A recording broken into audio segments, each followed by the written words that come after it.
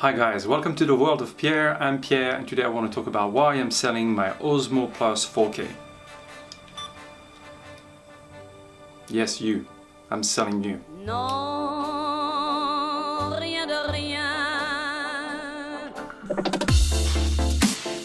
So I have a love-hate relationship with this product. On one hand, it allows you to give you some really smooth footage whilst walking or filming a moving subject.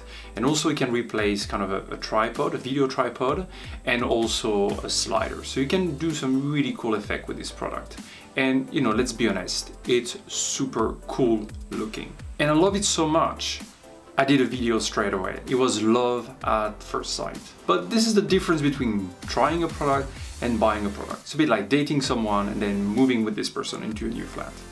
You start seeing all the little quirks and also the major flaws. So I tried it for a few days and it worked perfectly, and then I took it on a proper job with a client and it wasn't working. I started to film and it was all fine, and all of a sudden I got an error message that said that my phone was already connected to another Osmo. It was very embarrassing because it happened with the client and it wasn't working.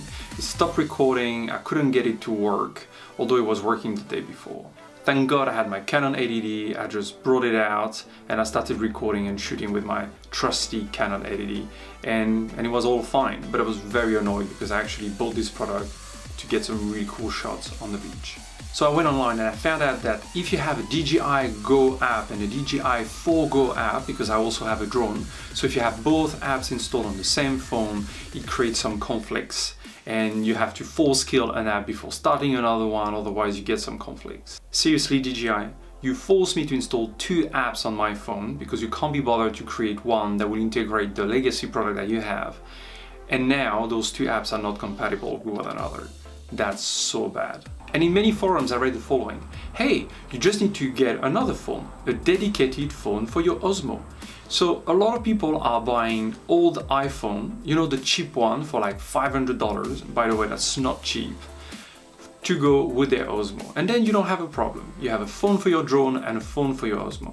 Well, I'm sorry, I just spent $1,000 on the Osmo. I don't want to spend another $500 on a phone for the Osmo. That. Excuse my French. So I leave the Osmo in the corner of my room for a little while and I just focus on my drone and I'm loving it. Until I go with a friend, we go out, we put the drone on the floor, I'm like, okay, I'm gonna just set it up like I always set up the drone. It takes 30 seconds to be in the air and it doesn't work. Somehow I have to just log in and forget the Wi-Fi network and then put the password again in and then connects to my drone. Why? I have no clue. It was working a few weeks before and then it doesn't work. Again, probably something wrong with the app. You know what? That's not reliable. And if you're with a client and you have a few minutes to get a shot, you can't just say, oh sorry, there's something wrong with the new app or with the new OS or with something else. Which brings me to this. Do not buy equipment that relies on too many apps and too many devices. Let me explain. With the Osmo Plus, you have the Osmo itself, you have the firmware, you have the OS on your phone, you have a bloody app, and you also have the Wi-Fi connection. So that's a lot of things that can go wrong. When you have a camera like Nikon or Canon, switch it on and it works. There's just a camera and a firmware and usually it works really well.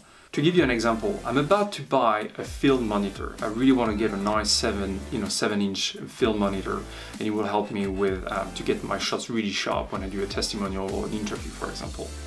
Well, I thought, hey, I can get like a monitor for $1,000, but that's quite a lot of money. Or I can be smart and I'm sure I can get an Android tablet and hook that up somehow to my camera.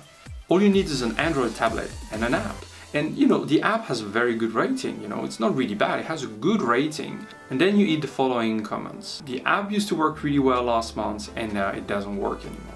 And you know what, for me, this is actually worse than having a bad app. If you have a bad app, you can see the limitation. But if you have an app that works and then a month later it doesn't work, it's not reliable. But I hope you find this video useful. It's only my opinion, but I would recommend to get something simple, you know, simple gear that works 99.9% of the time. I will get a film monitor, but it will be with a thick HDMI cable. and not an Android tablet that can connect remotely to my washing machine through some HDMI Bluetooth 7.1 NFC technology, okay? Using 5 apps that I will have to close and force kill each time I want to use a feature.